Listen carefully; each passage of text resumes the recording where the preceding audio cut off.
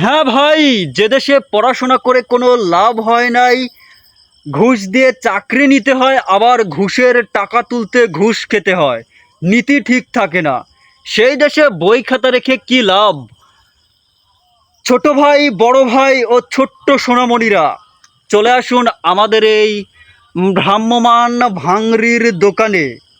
আপনার বাড়িতে পড়ে থাকা অকেজো বই খাতা কলম দিয়ে আমাদের কাছে পাচ্ছেন আকর্ষণীয়, জিভে জল আসার মতো জলপাইয়ের আচার, হায় রে স্বাদ।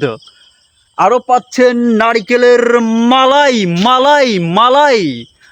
আরও থাকছে আকর্ষণীয় কুরকুরে মুড়মুড়ে পাপড় ভাজা, হায় রে স্বাদ পাপড় ভাজা।